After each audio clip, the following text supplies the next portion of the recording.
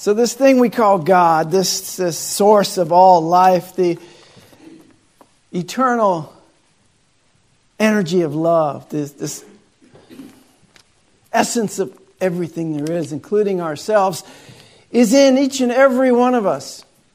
And it's about time that humanity, each of us, realize that God is in everyone, including ourselves. And so we're going to celebrate today, focus on our brothers and sisters of African American descent.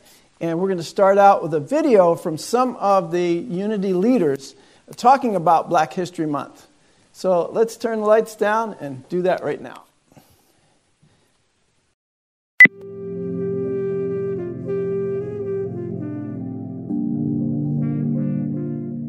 Black History Month is important to celebrate because Black history is American history.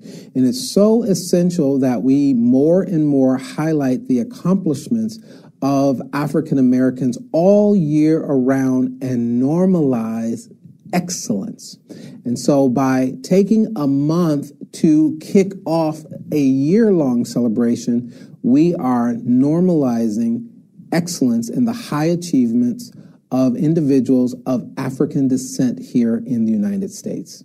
Black history is American history. Until the history books are written from an inclusive framework, Black History Month is vital. I remember when I was a little kid, the history that I learned was from the dominant narrative worldview.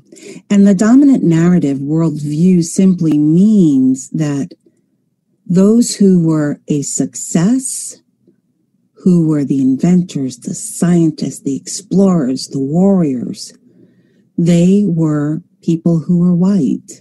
Sure, there was a small snippet of successful people of color, such as George Washington Carver, Harriet Tubman, Martin Luther King Jr., but they were the exceptions rather than the norm. If you take the time to sincerely hear and know another person's story, particularly if it's someone you feel separate from or have been taught to tolerate, something powerful can happen. You can move beyond toleration to appreciation and even perhaps having a love for those folks. Nearly everyone has known hardship and setbacks in life, just as we've all experienced joy in this journey of life. And when you know their story, the sense of separation begins to fall away. African Americans have a myriad of stories to tell about their lives and their history. And their stories are interconnected with the greatest story of all humanity. And that is, we are all one. This is why Black History Month is important. Because the stories that describe the lives and the history of African Americans can help remind us that despite the appearance of separate bodies, individual personalities, and different pursuits, we are one humanity, each with a unique contribution to make to the human race. When all the stories of the different expressions of humanity are told, we'll not just see color. Rather, we'll see different shades and expressions of the infinite presence of the universe, or what we call God revealing itself. We'll not just see separate cultures. We'll see the many variations of how infinite spirit needs all of the cultures and races to reveal its infinite nature. Given our world community, it is important to acknowledge and share our rich histories, cultures, and lived experiences as Black people worldwide, with everyone. This honors our uniqueness as God's kaleidoscope of collective awareness. Black people are a part of this America. The unity teachings teach us that we are all one community, that we are all members of one family, that we are all a part of God, and that in God there is oneness. And so the teachings of unity help us to come into a deeper understanding of welcoming equity, equality, and diversity, opening our doors so that all people are welcome to come. The world needs unity. It's all in our name. The world needs us to step up and to reach out.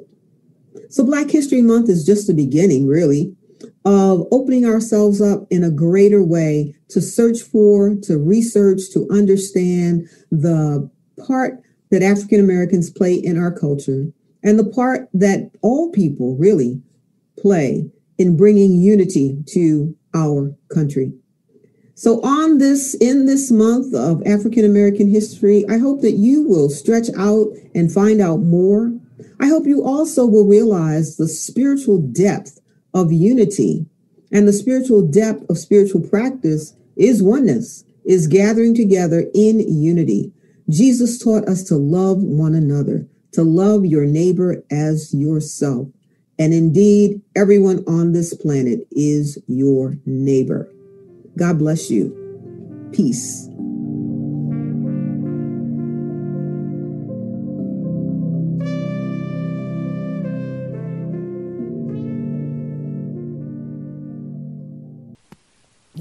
Yes. So these are Black leaders. These are ministers who are active right now in unity.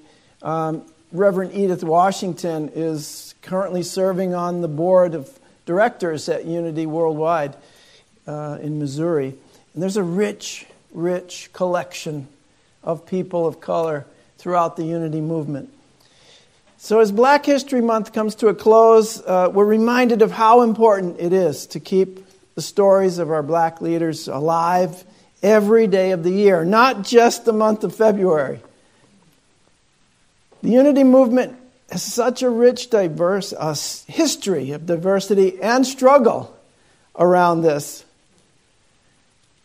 But I believe that the example of how unity has begun very focused in the idea of diversity and inclusion shows how we're overcoming the struggle of racism that still is pervasive in the world and in our country today.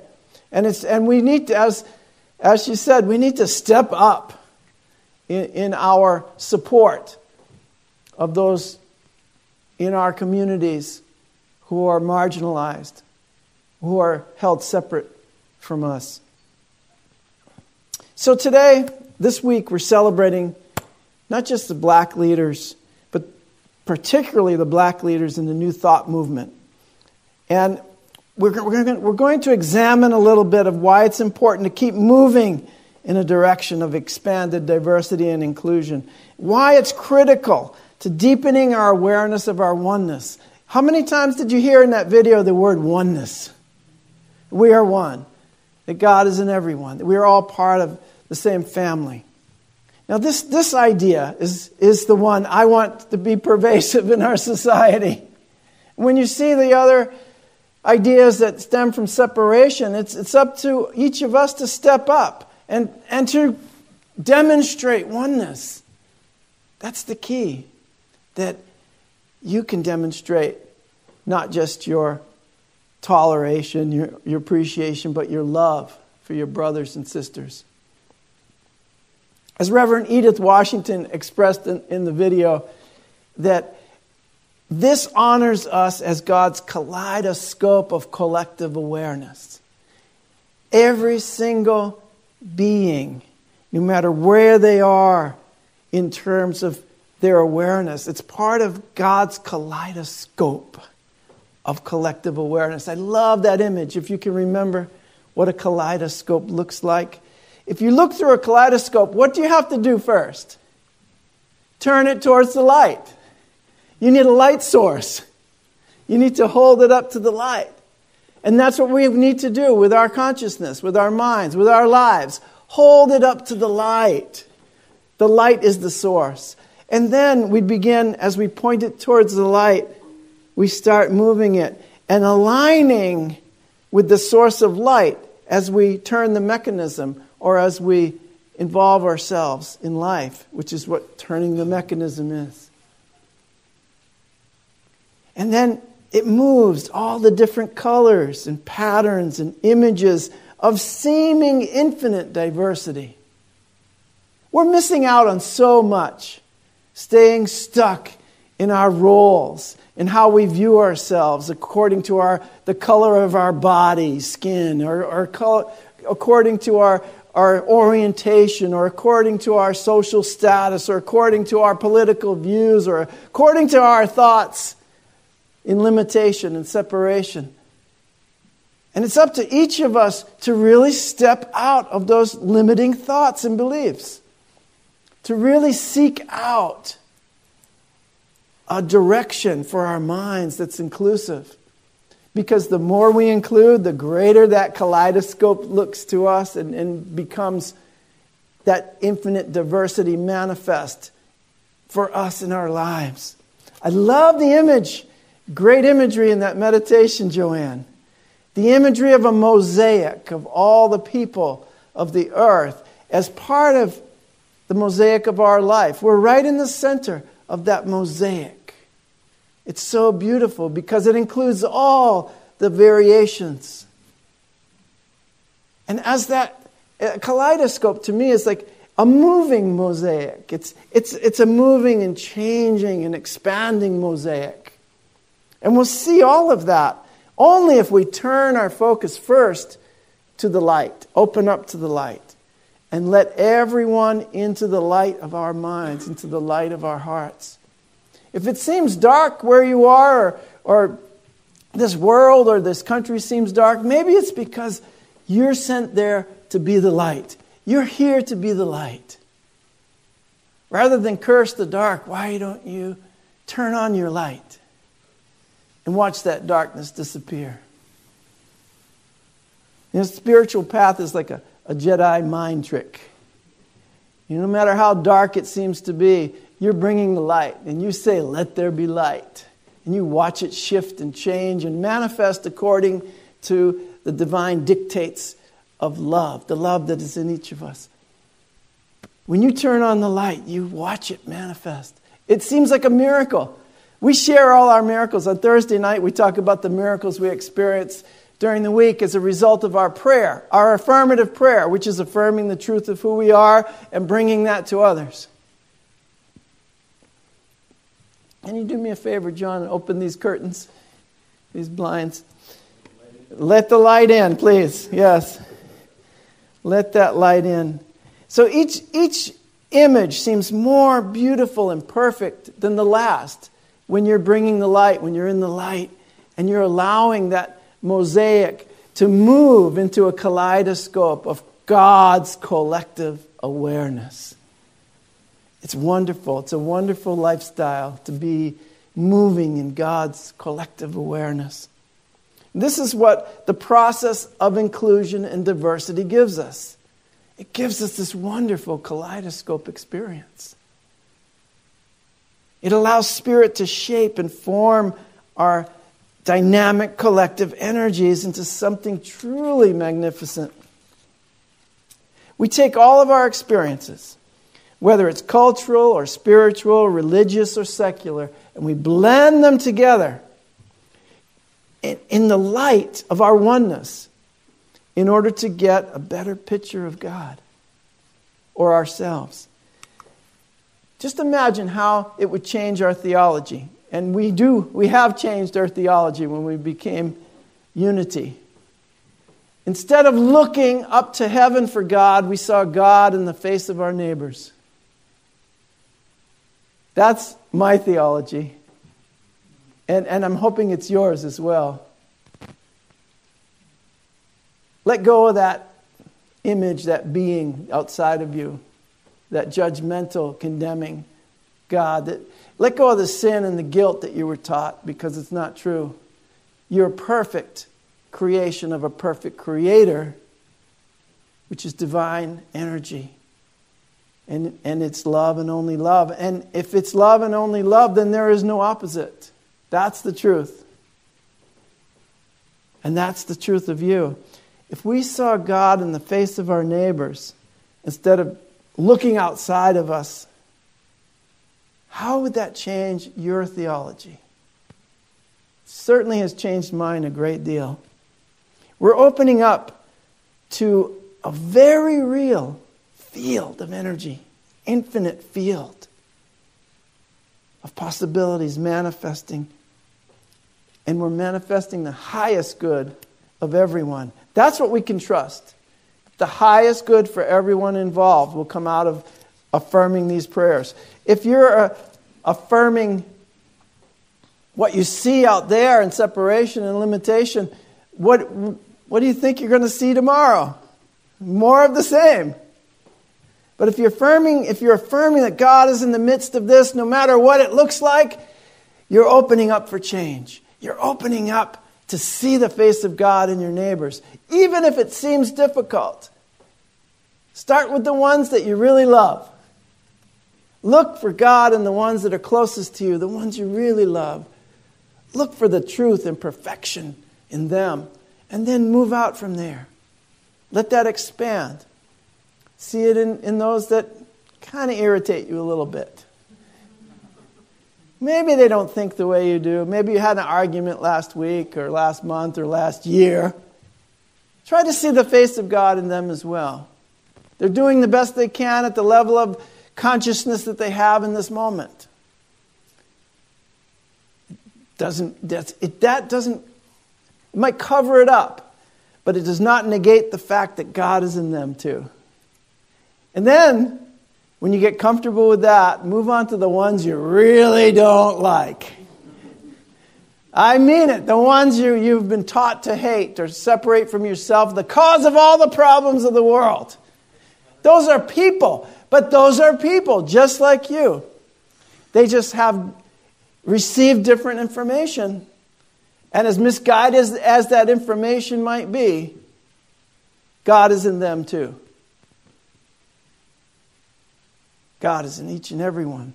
And if we start treating each other as if that's true, it's going to change everything. It's already changing everything for some of us, but it will come to a tipping point where it changes absolutely everything that you are seeing manifest in this world. So, what is made possible in an environment of inclusion is that an opportunity for the greater expression of the divine essence of us all has a place to manifest.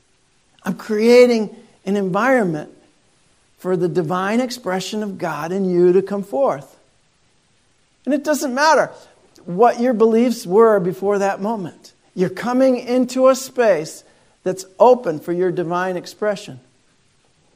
And everything else seems to run out the door. Your divine expression is what the world is calling for. It's what the universe is attempting each and every moment to express through you. Now, I don't have time to talk today about all the contributions of all the people of color in the New Thought movement. All of our brothers and sisters of African descent. So I'm going to focus on one of my favorite people in the whole Unity and New Thought movement. And I think it's a great story because it has an evolution to it. She's a woman named Johnnie Colemon. Reverend Johnnie Colemon was an ordained Unity minister, the third black Unity minister ordained in the movement in the 1950s, 1956. Now the interesting thing is Johnnie Colemon was born in the Deep South, 1920. And she became an absolute giant in the New Thought movement. She was diagnosed with an incurable disease. And she had a crisis of faith in that moment. And somebody told her about unity. And they said, just go there and see what happens. So she decided to go to Unity Village, and she decided to enroll in the ministerial program that they had at the Unity School of Christianity at that time. New Thought was not huge at that time. It was still a very, I won't say it was a small movement, but it was still the best kept secret that we had. But she heard of Myrtle Fillmore's healing, and that's really what got Unity started. Do you guys know that story? I am a child of God, and as such, I do not inherit sickness. Because she was diagnosed with tuberculosis, which, quote unquote, was inherited sickness, and many other maladies of the body. And she said, I do not inherit sickness. As a child of God, I am perfect. And so she healed herself by employing that idea. And so Johnny Coleman went to Unity, and she employed the same ideas and entered into prayer, affirmative prayer there, and she too was healed. Now, at that time, it was very interesting. In the 1950s, Missouri was still fully segregated. And Unity Village, wanting to obey the law of the land, their campus was segregated. And the black students had to commute to the campus and back each day. Now, she was told she could not live on campus. She commuted 15 miles each way to the YMCA in Kansas City before the campus was desegregated. But I'll tell you what, on Wikipedia, they're not going to tell you why it was desegregated. Johnny Coleman was the reason that it was desegregated. She was caught in the rain one day and her car broke down. Some of you can relate to this story. The car breaks down and you have to walk. And she walks in the rain and she makes it to the village and she says, I've had enough of this. I want a room here. So they did create some housing for the African American students. It wasn't the same as the white students, but at least they gave them housing at the time. She became ordained in Unity and became a very prominent Unity minister. But still this question of racism plagued the Unity movement. Living in Missouri, which was really one of the last Midwestern states to desegregate, she got tired of it. She was in Chicago, and she founded Christ Unity Temple. But later she changed it to Universal Temple of Chicago, and it became a mega church. So think about how much Unity missed out. She had 20,000 members. They called her a living saint.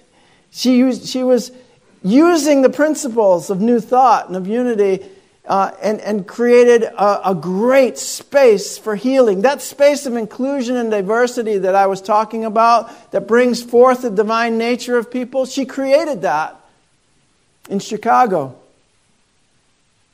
at the Universal Temple and the Universal Foundation for Better Living. She created this foundation. And it was partly in response to the racism that she experienced as part of Unity. Now, what a wonderful opportunity that was that Unity missed right there. And yet, what a wonderful opportunity that was that Johnny Coleman grabbed onto and that she used as fuel, as motivation for her ministry.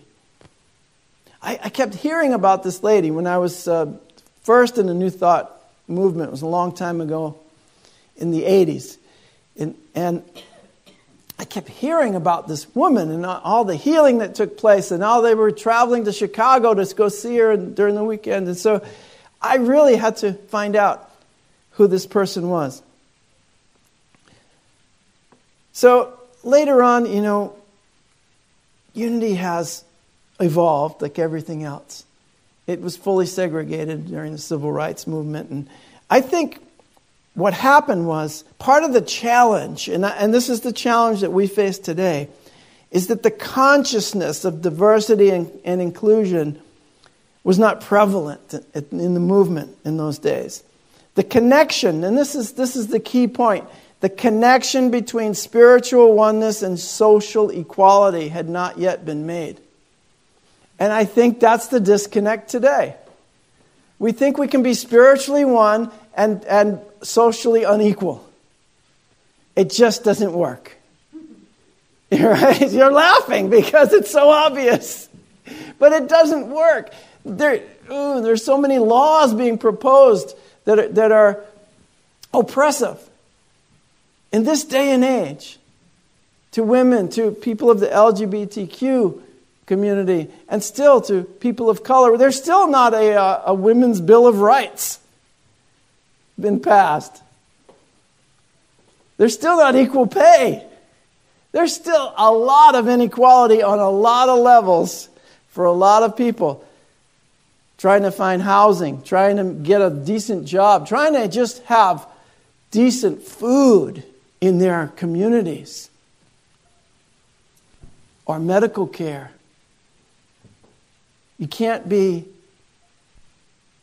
socially unequal and experience your spiritual oneness. So start on any end you want. Start at the spiritual oneness part. Feel that for yourself and bring it into the community. Or start at the community helping people and feel and experience your spiritual oneness. Start on either end. It doesn't matter.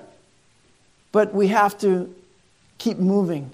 We have to keep the kaleidoscope moving. If we stop at a single picture and say, okay, that's it, I'm good there, we're not going to experience our oneness. We're really missing, we are missing our opportunity in that moment. So, the good news is this: God is in the midst of all things, and a greater good will be manifest for all those, for anyone who has the courage to look at an obstacle and see instead an opportunity. I see a great opportunity to teach oneness. I see a great opportunity when I see inequality or when I see a degradation of the planet. I see an opportunity. I'm motivated to do something where perhaps I wouldn't be if I was just really content with the way life is. I'd say don't get comfortable there. Don't get content in the inequality and the deception and the illusion of separation. I want to experience oneness fully, every day, in every way. I want to experience my oneness with you.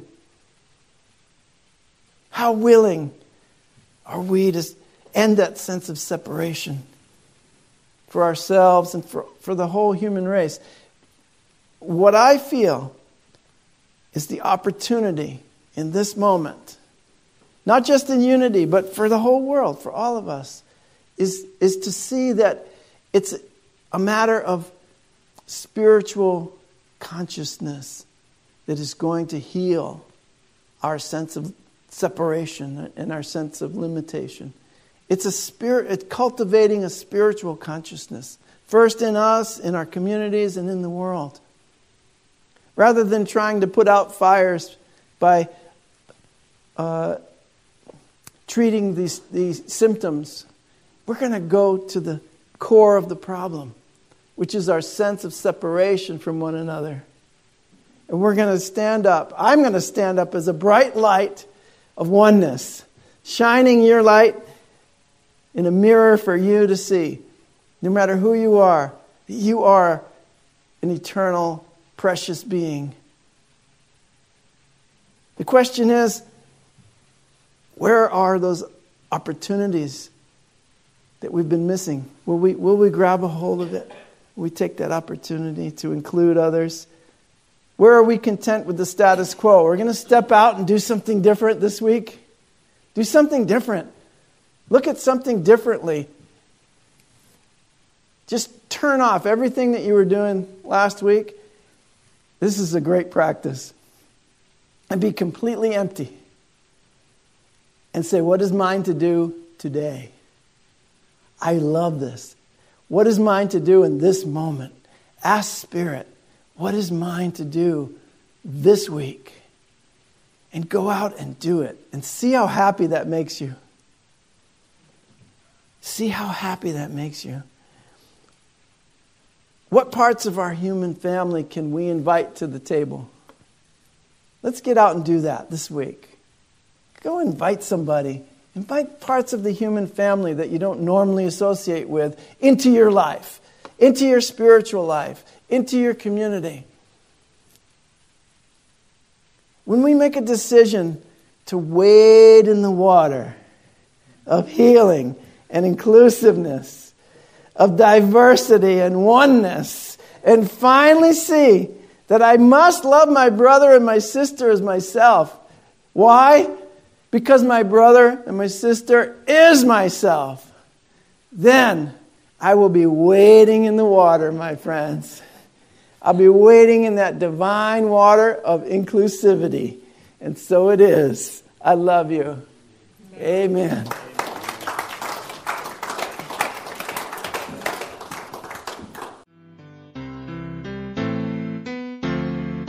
You have been watching the message from our Sunday celebration service here at Unity on Cape Cod, providing a positive path for spiritual living. Please join us every Sunday morning at 10 a.m. at 147 Walton Ave, Hyannis, Mass., and visit us online at unityoncapecod.org. This video was made possible in part through a grant from Unity Worldwide Ministries and the Templeton Foundation.